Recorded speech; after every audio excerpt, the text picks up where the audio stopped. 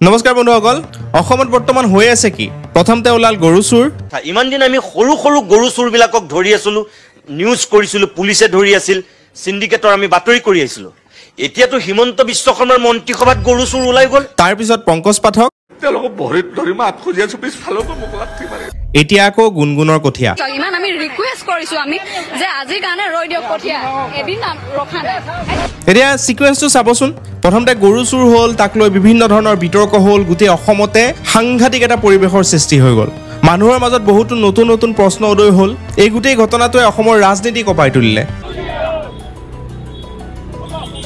বিশেষকৈ শাসক পক্ষৰ বাবে এই গোটেই ঘটনাটোৱে এটা বিৰূপ প্ৰতিক্ৰিয়াৰ সৃষ্টি কৰিলে বা মানুহৰ মনত বহুতো সন্দেহৰ সৃষ্টি কৰিলে আৰু তাৰ পিছতেই সৃষ্টি হৈ গ'ল আৰু এটা নতুন বিতৰ্ক পংকজ পাঠক আৰু শেহতীয়াকৈ যোনটো বিতৰ্ক চলি আছে গুণগুণ চেতিয়াৰ কঠীয়া এই গোটেই ঘটনাকেইটা যদি আমি চাবলৈ যাওঁ এটা সিকুৱেন্স যেন লাগে প্ৰথমতে গৰু চুৰ হ'ল তাৰ পিছত পংকজ পাঠকে মাৰ খালে বা পংকজ পাঠকৰ লগত বেয়া ব্যৱহাৰ কৰা হ'ল তাৰ পিছত এতিয়া গুণগুণ চেতিয়াৰ কঠীয়া ইচ্ছাকৃতভাৱে প্ৰশাসনে বা চৰকাৰৰ অনুমতিত প্ৰশাসনে উচ্ছেদ কৰিলে গোটেই সিকুৱেন্স কিটা যদি আপোনালোকে চাবলৈ যায় প্ৰতিটো কথাতে কিন্তু ডাঙৰ ডাঙৰ ব্যক্তি জড়িত হৈ আছে গৰু চুৰৰ লগতো ডাঙৰ ডাঙৰ ব্যক্তি অসমৰ আটাইতকৈ ডাঙৰ ডাঙৰ ৰাজনীতিবিদ জড়িত হৈ আছে নেক্সট যোনটো পংকজ পাঠক তেখেতো আমাৰ অসমৰ বনৌষধিৰ ক্ষেত্ৰত তেখেতৰ এক বিশেষ নাম আছে আৰু বৰ্তমান সময়ত তেখেত এগৰাকী ভাইৰেল ব্যক্তি বৰ্তমান সময়ত হয়তো আটাইতকৈ বেছি চৰ্চিত ব্যক্তিজন পংকজ পাঠকে আছিলে আৰু তাৰ পিছত কঠীয়া কাৰ উচ্ছেদ কৰিলে এগৰাকী গুণগুণ চেতিয়া নামৰ সোশ্যাল মিডিয়াত এক্টিভ ছোৱালী পলিটিক্স নকৰিবা বন্ধু গতিকলে কঠীয়াখিনি কঠীয়া হৈ থাকিব দিয়ক পলিটিক্স কৰিব নালাগে এনেকুৱা ধৰণৰ ঘটনা আজিৰ ডেটত অসমত ঘনাই আমি দেখিবলৈ পাওঁ আমাৰ মনত কিছুমান সন্দেহ জন্মে যে সেই পুৰণা ঘটনাটো গাপ দিবলৈ এই নতুন ঘটনাবোৰৰ সৃষ্টি হয় নেকি আৰু সেই নতুনটোক গাপ দিবলৈ আকৌ এটা নতুন ঘটনাৰ সৃষ্টি কৰিব লগা হয় তেনেকুৱা ধৰণৰ আমাৰ মনত সন্দেহৰ সৃষ্টি হয় প্ৰত্যেকটো ঘটনা এনেকুৱা কিছুমান ব্যক্তিৰ লগত হৈছে যোন কিজনৰ লগত হলে হয়তো সেই ঘটনাটো ভাইৰেল হৈ যাব সেই পুৰণা ঘটনাবিলাক লুপ পাব বা সেই পুৰণা ঘটনাবিলাকৰ চৰ্চা কম হৈ যাব যোনটো ঘটনা হয়তো নিগেটিভ ইম্প্যাক্ট বেছি হ'ল হলে সেই ঘটনাটোৰ ইম্প্যাক্টটো কমাবলৈ আৰু কিবা এটা এনেকুৱা ষ্টেপ লোৱা হৈছে যোনটো ঘটনাই হয়তো নিগেটিভ ইম্প্যাক্ট আনিব কিন্তু আগৰ ঘটনাটোৰ তুলনাত বহুত কম নিগেটিভ ইম্প্যাক্ট আনিব মানুহ এই নতুন ঘটনাটোক লৈ পেলাই ব্যস্ত হৈ যাব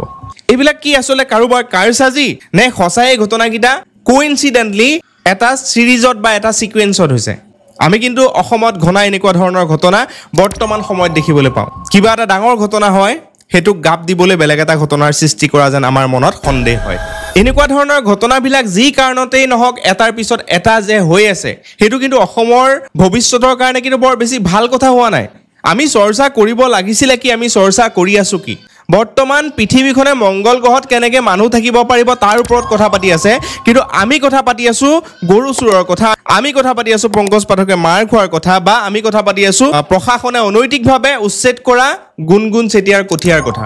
যদি এইবিলাক সঁচাই পলিটিক্যাল কাৰসাজি হয় এটো কিন্তু বহুত দুখজনক কথা যে সেই কাৰসাজিবিলাকৰ বলি আজি অসমৰ খিলঞ্জীয়া ব্যক্তিসকল হ'বলগীয়া হৈছে যদি সঁচাই এইবিলাক একোটা কাৰসাজি হয় তেতিয়াহ'লে কিন্তু সঁচাই আমি কিন্তু বহুত এটা বেয়া পাকচক্ৰত সোমাই পৰিছো এই পাকচক্ৰৰ পৰা কিন্তু ওলাবলৈ বহুত বেছি সহজ নহব যেতিয়া যিকোনো এজন মানুহে ভুল কাম কৰে সেই ভুল কামটোৰ পৰা ওলাবলৈ দুটা উপায় আছে এটা হৈ গ'ল যোগাত্মক উপায় এটা হৈ গ'ল ঋণাত্মক উপায় আৰু আমি সাধাৰণতে সেই ঋণাত্মক পথটোৱে বাছি লওঁ আমি ভুলতে সেই ভুল কামটো লুকুৱাবলৈ আমি আৰু কিছুমান ভুল কৰিবলৈ আৰম্ভ কৰি দিওঁ ইটোৰ পিছত হিটো ভুল কৰিবলৈ আৰম্ভ কৰি এটা সময়ত আমি সেচুৰেশন পাওঁগে আৰু তাৰ পিছত আমাক কোনেও ক্ষমা কৰিবলৈ ৰেডি নাথাকে ঠিক তেনেকৈ হ'বলৈ গৈ আছে নেকি সেই ভুল কামটো নাইকিয়া কৰিবলৈ কিন্তু আৰু এটা ভাল উপায় আছে যে আপুনি সেই ভুল কামটো কৰাৰ পিছত স্বীকাৰ কৰক স্বীকাৰ কৰিলেও নকৰিলেও তাতকৈ বহুত বেছি এটা ভাল কাম কৰক ভাল কামেৰে আপোনাৰ ভুলখিনি নাইকিয়া কৰিবলৈ চেষ্টা কৰক ইমান বেছি ভাল কাম কৰক যাতে আপোনাৰ সেই ভুল কামবিলাক পাহৰি যায় মানুহে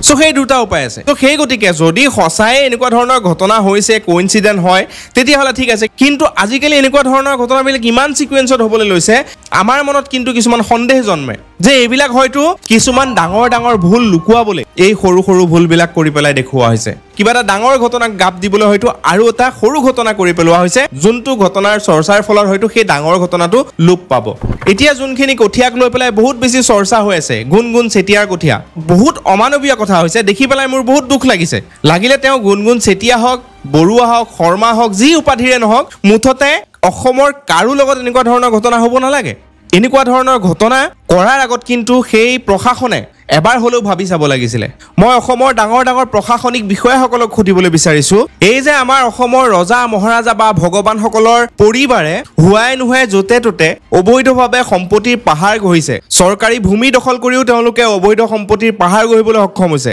তেওঁলোকৰ ক্ষেত্ৰত যে আপোনালোক ইমান সহনশীল এই খাটি খোৱা ব্যক্তিসকলৰ কাৰণে আপোনালোক 24 ঘণ্টা অপেক্ষা কৰিব নোৱাৰেনে ইমান আমি ৰিকুৱেষ্ট কৰিছো আমি যে আজিৰ কাৰণে ৰৈ দিয়ক কঠীয়া এদিন ৰখা নাই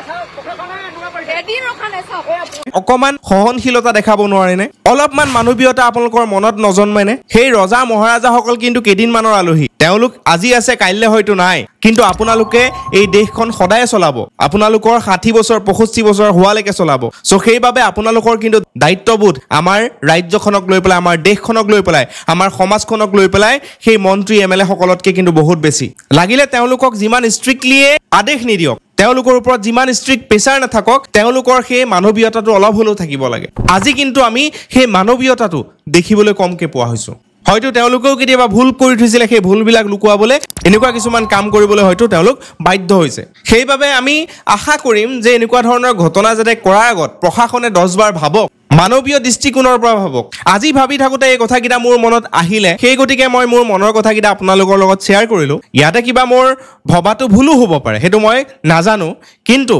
মোৰ কিন্তু সন্দেহ হয় বা মোৰ মনত মাজে মাজে সন্দেহ জন্মে যে আমাৰ অসমত কিছুমান ডাঙৰ ঘটনা হ'লে তাৰ পিছত সৰু সৰু কেইবাটাও ঘটনা কিন্তু সিকুৱেন্সত হয় যেনেকৈ এটা বহুত ডাঙৰ ভূমিকম্প হোৱাৰ পিছত আফটাৰ শ্বক আহে ঠিক তেনেকৈ আমাৰ অসমতো এটা ডাঙৰ ঘটনা হৈ যায় তাৰ পিছত এনেকুৱা ধৰণৰ ঘটনা সিকুৱেন্সত আমি হোৱা দেখা পাই আহিছোঁ সেইবাবে হয়তো মোৰ মনত সন্দেহ হ'ল সো ভিডিঅ'টো ইমানেই আছিলে আপোনালোকে এই বিষয়টোক লৈ পেলাই কি ভাবে বা আপোনালোকৰ মনত এনেকুৱা ধৰণৰ সন্দেহৰ জন্ম হয়নে মই যেনেকৈ ভাবোঁ আপোনালোকে কেতিয়াবা ভাবিছেনে যদি ভাবিছে কমেণ্টত জনাব ধন্যবাদ